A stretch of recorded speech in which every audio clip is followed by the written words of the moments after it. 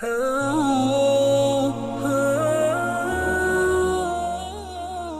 तआला फ़ी शअनि अज़मति हबीबिहिल करीम इन्नल्लाह व मलाइकतहु युसल्लूना अलन नबी या अय्युहल्लज़ीना आमनू सल्लु अलैहि व सल्लिमू तस्लीमा अल्लाहुम्मा सल्लि अला सय्यिदिना मुहम्मदिन व अला आलिहि व सहबिहि अफ़ज़ल सलवातिका व अदद मालूमातिका व बारिक व सल्लिम।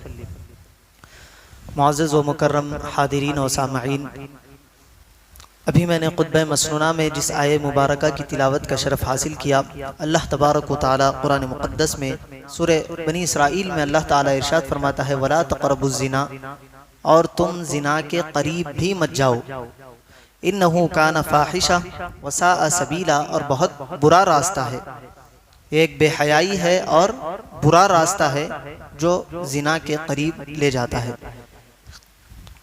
आज इस आयत मुबारका को पढ़ने का और इस उन्वान को लेने का मकसद आपके सामने आया है कि आज शहर हैदराबाद वो जो इल्म का गहवारा है, जिसे बिलादुल औलिया औलिया अल्लाह का शहर कहा जाता है, जहाँ से तहजीब और तमद्दुन और सकाफ़त की दुनिया में एक अलग पहचान जाती है। पिछले हफ्ते में हमने देखा कि 3 ऐसे मामलात पेश आए, हमारी ज़ुबानें बोलते हुए दर्द महसूस करती है। जब अखबारात में और इंटरनेट वगैरह पर उस वाक़यात को पढ़ा जाता है, वहाँ मुसलमानों का नाम आता है, तो हमारा शर्म से सर झुक जाता है कि ऐसे मामलात और ऐसी कौम कर रही है जिसको अल्लाह तबारक व तआला ने जा बजा उससे बचने का हुक्म फरमाया है। ये क्यों हो रहा है? क्योंकि हमने उन्हें तालीम और तरबियत उनकी सही नहीं की। हमारी औलाद को हमने क्या सही है क्या गलत है बताया नहीं, इसीलिए वो इस रास्ते पर जा रही है। 2 ऐसे केसेस हाल ही में पेश आए जिनमें ये बदफिअली करने वाले, ये गलत काम करने वालों की उम्र सिर्फ 16 से 17 साल की है। आप सोचे 16-17 साल का बच्चा इस गुनाह कबीरा की तरफ अपने कदम को ले गया, तो क्या वजह है? कहाँ से उसको इस बात का इल्म हुआ? क्या रीजंस बने इस चीज़ के? ये हर मुसलमान को इस पर गौर करना चाहिए और अपनी आने वाली औलाद और अपनी नस्लों के लिए इस गुनाह कबीरा से हिफाजत की कोशिश करनी चाहिए। याद रखिए, अगर किसी खंबे पर बहुत अच्छी लाइट्स लगी हुई है और वहाँ पर एक डेंजर का निशान बना हुआ है, जिस तरह हमारे पास बना होता है, खोपड़ी उतरी हुई होती है लाल कलर में, और वहां पर जाने के बाद हो सकता है कि आप शौक लगे और उसकी वजह से आप बीमार हो या मर जाए, ऐसी कैफियत हो सकती है। तो क्या इंसान उसके करीब जाएगा? न खुद उसके करीब जाएगा और न अपने औलाद को उसके करीब जाने देगा, बल्कि उससे उसको रोकेगा, क्योंकि वहां पर उसका निशान बना हुआ है। अल्लाह तबारक व तआला ने कुरान में भी वहां पर एक डेंजर का निशान लगाया, फरमाया वला तक़रबुज़्ज़िना, और तुम जिना के करीब भी मत जाओ। क्यों? क्योंकि ये बड़ी हलाकत वाली बीमारी है, ये बहुत बुरा अमल है। हबीब पाक सल्लल्लाहु अलैहि वसल्लम की हदीस मुबारका को हम पढ़ते हैं तो पता चलता है, हबीब करीम सल्लल्लाहु अलैहि वसल्लम इरशाद फरमाते हैं कि जब बंदा जिना की तरफ जाता है और जिना करने लगता है, तो अल्लाह तबारक व तआला उससे उसके ईमान को उठा लेता है। जब वो जिना करता है तो ईमान उसके अंदर बाकी नहीं रहता। और यही हाल चोरी का भी है। जब कोई बंदा चोरी करता है, अल्लाह तबारक व तआला चोरी करते वक्त भी उससे उसके ईमान को उठा लेता है। ये ईमान वालों का। इसी तरह शराब पीने वाले के बारे में भी एक रिवायत है कि जब बंदा शराब पीता है तो अल्लाह तबारक व तआला उससे उसका ईमान उठा लेता है। चोरी करना, शराब पीना, जिना करना, ये गुनाह कबीरा है, और ये गुनाहों में जब इंसान मुब्तला होता है तो अल्लाह तबारक व तआला उससे उसके ईमान को उठा लिया करता है। इसी तरह एक और हदीस मुबारका में है कि 3 शख्सों से अल्लाह तबारक व तआला कलाम यानी उससे बात नहीं फरमाएगा, और न उन्हें पाक करेगा, और न उनकी तरफ अपनी नजर रहमत फरमाएगा। याद रखे, कल मैदान महशर में अगर जन्नत में जाना है तो अल्लाह तबारक व तआला की नजर रहमत के हम उम्मीदवार होने चाहिए। अगर अल्लाह की नजर रहमत नहीं होगी तो कोई इंसान जन्नत में नहीं जा सकेगा। अल्लाह तबारक व तआला के हबीब फरमाते हैं कि 3 शख्सों से अल्लाह तबारक व तआला ना कलाम फरमाएगा ना उनकी तरफ नजर फरमाएगा। उसमें कौन है? पहला है बूढ़ा जानी, दूसरा है झूठ बोलने वाला बादशाह और तीसरा है तकब्बुर करने वाला फकीर। मालदार है, झूठा है, उसकी तरफ अल्लाह तबारक व तआला नजर नहीं फरमाएगा। फकीर है लेकिन इतरा कर फिरता है, तकब्बुर करता है, ये इसकी तरफ भी अल्लाह तबारक व तआला नजर नहीं फरमाएगा। और जिना करने वाले के लिए अल्लाह तबारक व तआला ना उससे कलाम फरमाएगा ना उसकी तरफ अपनी नजर रहमत फरमाएगा। इसी तरह हुजूर अकरम सल्लल्लाहु अलैहि वसल्लम ने सहाबा किराम से अर्ज किया कि जिना के बारे में तुम क्या कहते हो? तो सहाबा किराम ने अर्ज किया, रसूलुल्लाह सल्लल्लाहु अलैहि वसल्लम, जिना हराम है, अल्लाह तबारक व तआला और उसके रसूल ने उसे हराम किया है और क़यामत तक हराम रहेगा। रसूल पाक सल्लल्लाहु अलैहि वसल्लम ने इरशाद फरमाया कि 10 औरतों के साथ जिना करना अपने पड़ोस की एक औरत के साथ जिना करने से ज्यादा बड़ा गुनाह है। एक तरफ 10 औरतों के साथ जिना करने का गुनाह और अपने पड़ोस में रहने वाली औरत के साथ जिना करना, ये दोनों का गुनाह, पड़ोस की औरत का गुनाह ज्यादा है।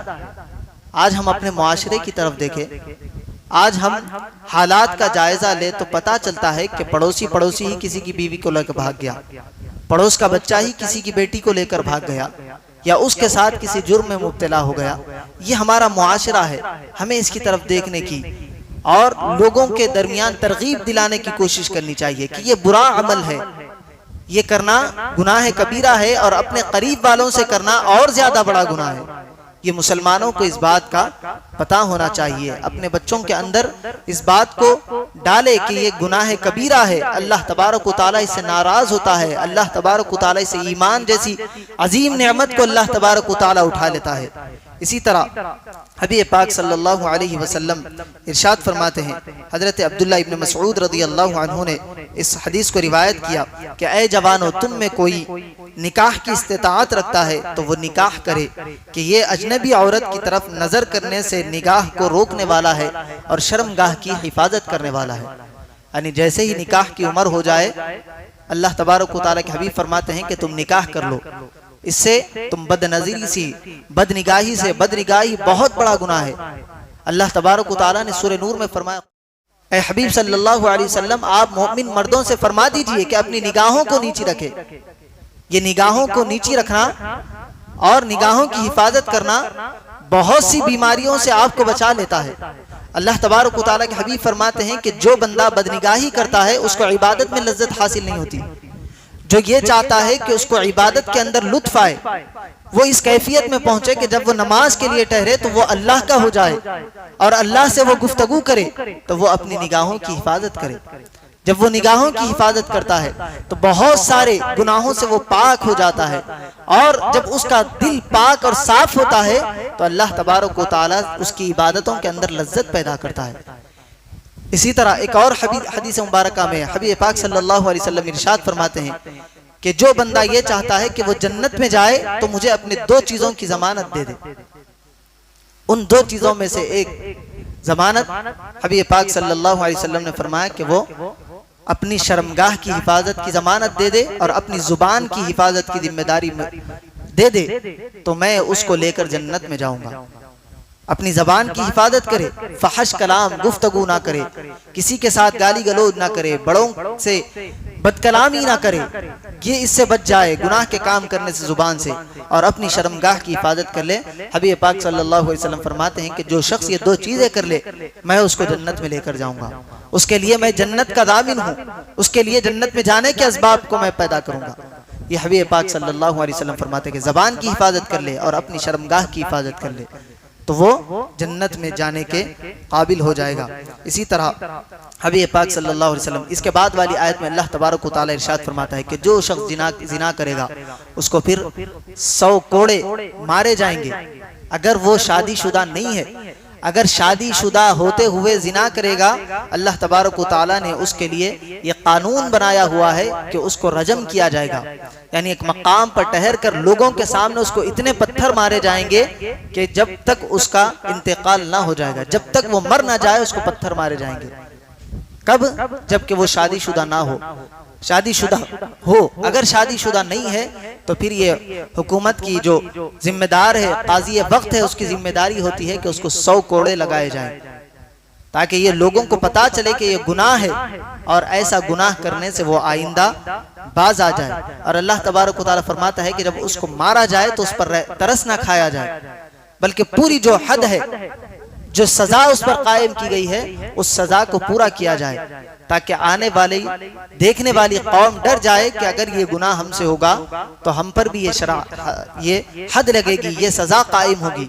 इसकी बिना पर वो गुनाह करने से रुक जाए। इसी तरह दीगर और अहादीस मुबारका के पास और अल्लाह तबारक व तआला के प्यारे हबीब की अहादीस की तरफ हम चलते हैं तो हबीब पाक सल्लल्लाहु अलैहि वसल्लम इरशाद फरमाते हैं कि जिस कौम में जिना जाहिर होगा वो कहत में गिरफ्तार होगी। कहत यानी खाने के लिए खाना नहीं होगा, खाने के लिए परेशानी होगी, असबाब होंगे, लेकिन परेशानी के आलम में वो लोग मुब्तला कर दिए जाएंगे। आज उम्मत मुस्लिमा का हाल आप उठा कर देखें, आज हर कोई परेशान है। पैसा है सो वाला भी परेशान है, नहीं है सो वाला भी परेशान है। हर किसी के साथ परेशानियां लगी हुई है। उसकी अहम वजह यह है कि हमारी कौम के अंदर जिना जाहिर हो गया, जिना आम हो गया। हबीब पाक सल्लल्लाहु अलैहि वसल्लम इरशाद फरमाते हैं कि जिस कौम में जिना जाहिर होगा वो कहत में गिरफ्तार होगी, और जिस कौम में रिश्वत का ज़ुहूर होगा वो रुअब में गिरफ्तार होगी। ये दोनों गुनाह हमारे मुस्लिम मुआशरे के अंदर बहुत ज्यादा फैल गए हैं, और यही वजह है कि मुसलमान जा बजा रुसवाई का शिकार हो रहे हैं, जिल्लत का शिकार हो रहे हैं। अगर हम अपनी बुलंदी चाहते हैं, अगर हम अपना खोया हुआ मकाम दोबारा चाहते हैं, तो हमें चाहिए कि रिश्वत से परहेज करें और जिना से परहेज करें। इन दोनों गुनाहों से परहेज करते हुए अल्लाह तबारक व तआला के बतलाए हुए रास्ते पर चले, अल्लाह तबारक व तआला दोबारा हमारी कौम का उरूज अता फरमाएगा, हमें जवाल की पस्तियों से निकाल कर बुलंदियों पर पहुंचाएगा। ये अल्लाह तबारक व तआला ने वादा फरमाया है। इसी तरह एक और हदीस में इरशाद है कि जिस बस्ती में जिना और सूद जाहिर हो जाए तो उन्होंने उन्होंने अपने लिए अल्लाह ताला के अजाब को हलाल कर लिया है। यानी अल्लाह तबारक व तआला किसी पर अजाब ऐसे ही नहीं फरमाता, ऐसे ही किसी को परेशानियों में मुब्तला नहीं करता, ऐसे ही किसी को अल्लाह तबारक व तआला तंगदस्त फकीर और मोहताजी में नहीं लाता। कब लाता है? जब वो जिना और सूद जैसे कबीरा गुनाह के अंदर शामिल हो जाते हैं। वो उसको करने के लिए कोई किसी भी हद तक जाने के लिए तैयार हो जाते हैं। वो उसको मामूली गुनाह समझते हैं। अल्लाह तबारक व तआला फिर उनको बताता है कि हमारा अजाब उनके लिए हलाल हो गया। अब वो कोई परेशानी में मुब्तला हो, कोई बीमारी में मुब्तला हो जाए, ये उसके किए हुए आमाल का नतीजा है। अल्लाह तबारक व तआला किसी पर ऐसे ही जुल्म नहीं करता। अल्लाह तबारक व तआला ने बतला दिया है कि ये हमारी हदें हैं, इनको क्रॉस ना करो।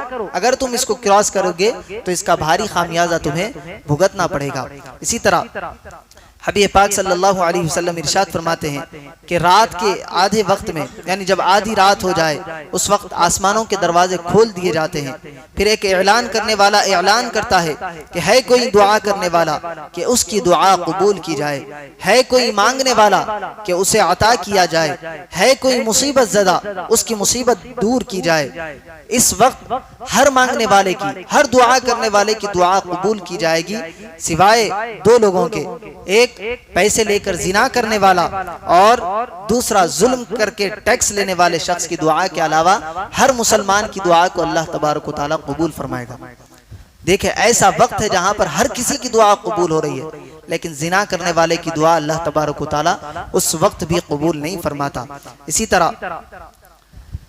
हबीब पाक सल्लल्लाहु अलैहि वसल्लम इरशाद फरमाते हैं कि जो शख्स अपने पड़ोसी की बीवी किसे जिना करेगा तो क़यामत के दिन अल्लाह ताला उसकी तरफ नजर रहमत ना फरमाएगा और ना ही उसे पाक करेगा, और इससे फरमाएगा कि जहन्नमियों के साथ तुम भी जहन्नम में दाखिल हो जाओ। अपने पड़ोस वालों के साथ जिना करना सीधा सीधा जहन्नम में जाने का ये सबब बन सकता है। फिर उसके बाद अगर हम जिना कर रहे हैं, और याद रखें जिना यही नहीं है कि फिजिकल हुआ जाए, आंखों का भी जिना है। किसी को बार घूर कर देखना और उसको देखते रहना, ये जिना है। किसी के बारे में फाहिश कलाम करना, गंदी बात करना, ये जुबान का जिना है।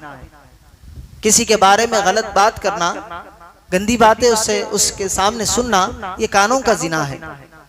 किसी को गलत इरादे के साथ टच करना ये भी हाथों का जिना है। किसी को देखने के लिए, किसी फहश मनाजिर को देखने के लिए उसकी तरफ जाना ये पाँव का गुनाह है। सिर्फ फिजिकल होना यही जिना नहीं है, ये भी जिना है। अल्लाह तबारक व तआला फरमाता है जानी मर्द जानी औरत ही से निकाह करेंगे और जानी औरत के लिए जानी मर्द ही होगा। हम समझते हैं कि हम जो भी करना है इन दिनों में कर लेंगे और जब शादी की बारी आएगी तो हमें नेक और पारसा मुत्तकी बीवी मिले, ये मुमकिन नहीं है। जिस तरह आप सारे करतूत करने के बाद शादी के वक्त नेक हो जाएंगे, आपको बीवी भी वैसे ही मिलेगी। सारे काम करने के बाद वो भी शादी के वक्त मुत्तकिया परहेजगार बन जाएगी। लेकिन जब बाद में उसके राज आश्कार होंगे तो आपको खुद यकीन होगा कि मैं भी ये अमल किया करता था, उसकी वजह से अल्लाह तबारक व तआला ने मेरे साथ ऐसा मामला किया। अल्लाह फरमाता है कि जानी मर्द जो जिस तरह का अमल करता है उसी तरह की बीवी उसके साथ उसको मिलती है, और जो मर्द नेक होता है, सालेह होता है, अल्लाह तबारक व तआला उसको वैसी ही बीवी अता फरमाता है। तो अगर कोई नौजवान इस मर्ज में मुब्तला है, जिना की तरफ गए हैं, तो अब भी वक्त है कि अपने कदम को रोके, अल्लाह तबारक व तआला की बारगाह में सच्ची तौबा करे। और सच्ची तौबा यही है कि अल्लाह तबारक व तआला की बारगाह में पहुंचकर इजहार शर्मिंदगी करे, उस गुनाह पर माफी मांगे और आइंदा उस गुनाह की तरफ पलट कर ना जाए। ये सच्ची तौबा है। अगर आप ये सच्ची तौबा कर ले और ये इरादा करे कि आइंदा कभी उस गुनाह की तरफ पलट कर ना जाऊंगा, अल्लाह तबारक व तआला बड़ा रऊफ रहीम है, अल्लाह तव्वाब है, हमारी तौबा को कबूल करने वाला है, हम पर रहम करने वाला है। वो रहम फरमाएगा और हमारी पिछली खताओं को अल्लाह तबारक व तआला माफ फरमाएगा और हमारा आने वाला मुस्तकबिल बेहतर बना देगा। तो अगर कोई नहीं गए हैं माशाअल्लाह, वो अपने आप पर फख्र करे और ये सोचे कि आइंदा कभी मैं इसकी तरफ तवज्जो भी नहीं दूंगा। और अगर कोई गलती से चले गए हैं तो पलट कर अल्लाह की बारगाह में आए, तौबा व इस्तिग़फ़ार करे। अल्लाह तबारक व तआला हमारी खताओं को माफ़ फरमाने वाला है और अपनी नई जिंदगी का आगाज करे। वरना ये गुनाह जो हम जिना का जिसे कहते हैं वो हमें हलाकत और बर्बादी के सिवा किसी और तरफ ले जाने वाला नहीं है। इससे दुनिया में भी हम हलाक व बर्बाद होंगे और आखिरत में भी हलाकत और बर्बादी हमारा मुक़द्दर होगी। हबीब पाक सल्लल्लाहु अलैहि वसल्लम फरमाते हैं कि निकाह को आसान करो और जिना को मुश्किल करो। आज हम मुआशरे की तरफ नज़र उठाकर देखते हैं तो जिना इंतहाई आसान हमें नज़र आता है और निकाह करना उतना ही मुश्किल बना दिया गया है। ये खुद हमने अपने हाथों से किया है, इसमें किसी गैर का लेना देना इससे नहीं है कि गैरों ने आकर इसको किया है। अगर मुसलमान अब भी संभल जाए, समझ जाए तो निकाह को आसान और जिना को मुश्किल कर सकता है। लेकिन मुसलमान खुद इसको निकाह को मुश्किल बना रहे हैं और जिना को आसान कर रहे हैं। हमारी शादियों को हम नजर उठाकर देखें तो हर वो लघु काम, हर वो बेकार की रस्म हमारी शादियों के अंदर शामिल है जिसका इस्लाम से कोई लेना देना नहीं है। इस्लाम फरमाता है कि तुम निकाह करो, मस्जिद के अंदर निकाह करो और अपने चुनिंदा अकरीबा को बुलाओ, वलीमे की दावत उन्हें खिलाओ और बात को खत्म करो। हमारे पास मंजे भी है, सांचक भी है, फिर उसके अंदर किसी को खाना खिलाना बुरी बात नहीं है। आपको अल्लाह ने इस्तिताअत दी है, अल्लाह तबारक व तआला लोगों को खाना खिलाने वालों को पसंद करता है। लेकिन उसके अंदर जो बेजा रस्में की जाती है, उसके अंदर जो पैसों को जाया किया जाता है, यकीन माने ये हलाकत में ले जाने वाली चीज है, ये बर्बादी की तरफ ले जाने वाले आमाल है। अगर आपको अल्लाह ने इस्तिताअत दी है तो आप उन कामों को नेक आमाल की तरफ खर्च करें। उस पैसे को आप किसी गरीब की शादी में खर्च करें, आप उसकी शादी को आसान बनाए। अल्लाह तबारक व तआला उसका बदला आपको दुनिया में भी बेहतरीन अता फरमाएगा, आखिरत में भी आपको अता फरमाएगा। बेजा की रस्में करना हमने देखा है, 2-2, 4-4 लाख रुपए का शादी खाना ले रहे हैं, स्टेज पर 1-1 लाख रुपए का खर्चा किया जा रहा है। ये बताए आप, अगर आपके पास हलाल पैसा भी है तो अल्लाह तबारक व तआला आपके हलाल के पैसे को भी ऐसा ज़ाय करने का हुक्म नहीं देता। वो शादी जो आपको 1-2 लाख रुपए में हो जाती है, आप उस पर 10-12 लाख रुपए खर्चा कर रहे हैं। यकीनन अल्लाह ने दिया है, नियामत दी है, तो अल्लाह तबारक व तआला ने उसका इजहार भी करने का हुक्म फरमाया। अगर आपको अल्लाह तबारक व तआला ने पैसों मालदार बनाया है तो आपका पैसा आपके कपड़े से, आपकी सवारी से जाहिर होना चाहिए। ऐसा नहीं कि अल्लाह ने आपको पैसा दिया है तब भी आप फट्टे कपड़े पहन रहे हैं, साइकिल पे जा रहे हैं, ऐसा नहीं है। जाहिर किया जाए लेकिन इसराफ न किया जाए, फजूल खर्ची ना की जाए। अल्लाह तबारक व तआला इसराफ और फजूल खर्ची वाले करने वाले से मोहब्बत नहीं फरमाता, उसके साथ अल्लाह तबारक व तआला गज़ब और गुस्से का इजहार फरमाता है। तो आज हमें चाहिए कि अपने मुआशरे की तरफ गौर करें, निकाह को आसान किया जाए और जिना को मुश्किल किया जाए। हम तो यही पैगाम देंगे कि अगर कोई बच्चे वाला आपसे जहेज की डिमांड करता है तो उसके घर में बच्ची ही ना दे आप। अगर जोड़े की रकम कोई मांगता है, जोड़े की रकम किसे कहते हैं? जोड़ा कहते हैं कपड़े को। वो इंसान जो आपसे कपड़े की रकम मांग रहा है, आप उसको शादी के कपड़ों के लिए पैसे दे रहे हैं, आप उससे उम्मीद करते हैं कि वो आपकी बच्ची को घर ले जाकर कपड़े पहनाएगा, वो आपकी बच्ची को खुश रखेगा। वो जो आपके पैसों से वलीमा कर रहा है वो आपकी बच्ची को बाद में ले जाकर खिलाएगा पिलाएगा। और मैं नौजवानों को भी इस तरफ तवज्जो दिलाऊंगा कि अगर आपके पास इस्तिताअत नहीं है कि आप खुद अपना फर्नीचर बना सकते हैं, आप खुद वो सामान ले सकते हैं जो आपकी बीवी की जरूरियात में से है, अगर आपके पास इस्तिताअत नहीं है तो आप निकाह नहीं करें। आप रोजे रखकर अपनी जिंदगी को गुजारे, आप रोजे रहे और अपने नफ्स को मारे। ऐसा जुल्म लड़की वालों पर ना करें। लड़की वाले कितने परेशान होते हैं, क्या क्या उनको बेचना पड़ता है, ये गरीब लड़की वाला ही जानता है। जिसके पास अल्लाह ने दौलत रखी है वो अपनी खुशी से इजहार कर रहा है, दे रहा है, ये अलग बात है। लेकिन हमारे पास हमने देखा भी है कि कुछ भी नहीं चाहिए लेकिन उसके बाद एक डिमांड निकलती जाती है। ये हमारे मुआशरे का हाल है। आकर लोग सुनाते हैं तो पता चलता है कि मुझसे पहले ये बोले थे, बाद में ये हुआ, फिर शादी के बाद ऐसी बातें हुई, आखिर में यहाँ तक मारपीट तक बात आ जाती है, तलाक तक बात आ जाती है। तो ऐसे लोगों से बचना चाहिए। जो पहले ही मुंह खोल कर बोलने का है उनसे तो आप दूर रहे।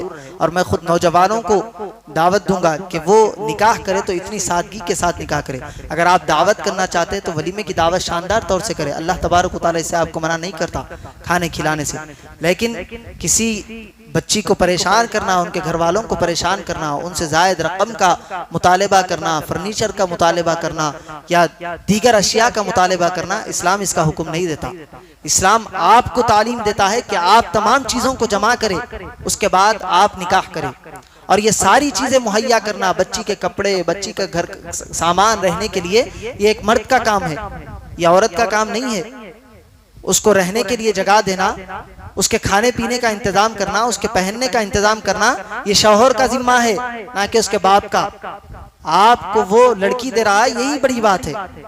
तो हर मर्द को, हर आने वाली हमारी नस्लों को ये जानना चाहिए और हमें इसकी तैयारी करना चाहिए। जितना हो सकता है हम अपनी तरफ से कोशिश करें और निकाह करें। उसके बाद अल्लाह तबारक व तआला आपको उसका बेहतर बदला अता फरमाएगा। आप जो कर सकते हैं बाद में निकाह के बाद करें, लेकिन किसी पर जुल्म करते हुए, किसी को सताते हुए, नाहक के उसके वालिदैन को परेशान करते हुए मुतालिबात ना किए जाए। ना शादी से पहले मुतालिबात किए जाए, ना शादी के बाद उसको सताया जाए कि तुम्हारे बाप ने क्या दिया, तुम्हारी अम्मा क्या करे। इस तरह के ताने दारुल इफ्ता की तरफ हम बैठते हैं तो इतने केसेस आते हैं। और जब यहाँ पर भी आकर लोग सुनाते हैं, रिश्तेदारियों में पता चलता है कि ऐसे ऐसे वाकयात हो रहे, फिर हम मुसलमान हैं, तो ये मुसलमानों का शेवा नहीं है। तो बतलाने का मकसद यही है कि जिना को ख़त्म किया जाए, निकाह को आसान किया जाए। जिना की जो हलाकत है, जो गुनाह जिना का है, उसको पहचाना जाए और जो इससे होने वाली हलाकत से अल्लाह तबारक व तआला से हम दुआ करें कि अल्लाह तबारक व तआला हमें महफूज रखे। अल्लाह तबारक व तआला ऐसी हलाकत खैज़ बीमारियों से हमारी हिफाजत फरमाए और हमें अक्ल सलीम अता फरमाए कि हम निकाह को आसान करें और जिना को मुश्किल करने में अपना किरदार अदा फरमाए। वसल्लल्लाहु तआला वसल्लम अला खैरि खल्क़िही सय्यिदिना मुहम्मदिन व आलिहि व अस्हाबिही अजमईन वल्हम्दुलिल्लाहि रब्बिल आलमीन।